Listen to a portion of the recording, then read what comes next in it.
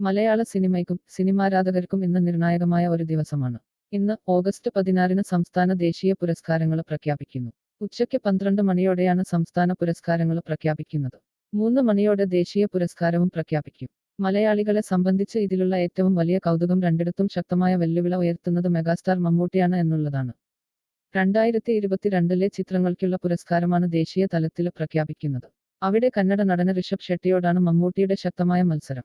കാന്താര എന്ന ചിത്രത്തിലെ അഭിനയത്തിനാണ് ഋഷഭ് ഷെട്ടിയെ ദേശീയ പുരസ്കാരത്തിന് പരിഗണിച്ചിരിക്കുന്നത്.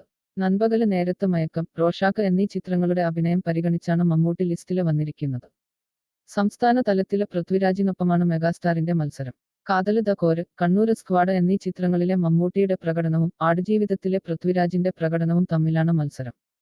കഴിഞ്ഞ വർഷം നൻപകല് നേരത്ത് മയക്കം എന്ന ചിത്രത്തിന് മമ്മൂട്ടിക്കായിരുന്നു മികച്ച നടനുള്ള സംസ്ഥാന പുരസ്കാരം ലഭിച്ചത്. തുടർച്ചയായി 2ാം തവണയും മമ്മൂട്ടി തന്നെ സംസ്ഥാനത്തെ മികച്ച നടനാവുമോ എന്നറിയാനാണ് ആരാധകരെ ഉറ്റുനോക്കുന്നത്. സംവിധായകന് സുധീർ മിശ്ര ചെയർമാൻ ആയ ജൂറിയാണ് പുരസ്കാരം നിർണയിക്കുന്നത്. മന്ത്രി സജി ചെറിയാന് ഇന്ന് പുരസ്കാരം പ്രഖ്യാപിക്കും. വ്യക്തിഗത പ്രകടനത്തിന്റെ മികവ്, സാങ്കേതികയുടെ തികവ്, പ്രമേയ വൈവിധ്യം എന്നിവയിൽ ഊന്നിയാണ് ജൂറിയുടെ അവസാനഘട്ട ചർച്ചകൾ നടന്നത്. മികച്ച സിനിമകളുടെ പട്ടികയിലുള്ളത് ബ്ലെസ്സിയുടെ ആട് ജീവിതവും ജിയോ ബേബിയുടെ കാതലും ജൂഡ് ആന്റണി ജോസഫിന്റെ 2018-ഉം ക്രിസ്റ്റോ ടോമിയുടെ ഉള്ളൊഴുക്കുമൊക്കെയാണ്. മികച്ച നടിമാർക്കുള്ള മത്സരത്തിലെ ഉർവശി, പാർവതി, കല്യാണി പ്രിയദർശന് തുടങ്ങിയവരുടെ പേരാണ് പറഞ്ഞു കേൾക്കുന്നത്. ഇതിലൊന്നും പെടാത്ത, റിലീസ് ചെയ്യാത്ത ഏതെങ്കിലും സിനിമകളിൽ നിന്നാണോ മികച്ച സിനിമയും നടിയുമൊക്കെ വരുന്നത് എന്ന കാര്യത്തിലും വ്യക്തതയില്ല. മത്സരിക്കുന്ന 160 ചിത്രങ്ങളിൽ ഭൂരിഭാഗവും റിലീസ് ആയിട്ടില്ല എന്നാണ് വിവരം. മോഹൻലാലിന്റെ നേരും സുരേഷ് ഗോപിയുടെ ഗരുഡനും അടക്കം പോയ വർഷം പ്രേക്ഷക ശ്രദ്ധ നേടിയ പല സിനിമകളും വിവിധ വിഭാഗങ്ങളിലായി മത്സരിക്കുന്നുണ്ട്.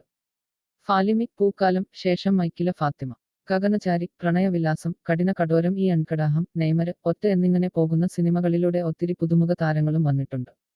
84ഓളം സിനിമകൾ സംവിധാനം ചെയ്തിരിക്കുന്നത് നവാഗത സംവിധായകരാണ് എന്നതും പ്രത്യേകതയാണ്. ഇവരിൽ ആര് എന്നറിയാൻ ഇനി മണിക്കൂറുകൾ മാത്രം. ഇതുപോലെയുള്ള പുത്തൻ വാർത്തകൾക്ക് മിസ്റ്റർ മൂവി എന്ന ഈ യൂട്യൂബ് സബ്സ്ക്രൈബ് ചെയ്യുക. ബെൽ ബട്ടൺ അമർത്തുക. കൂടെ കൂടുക.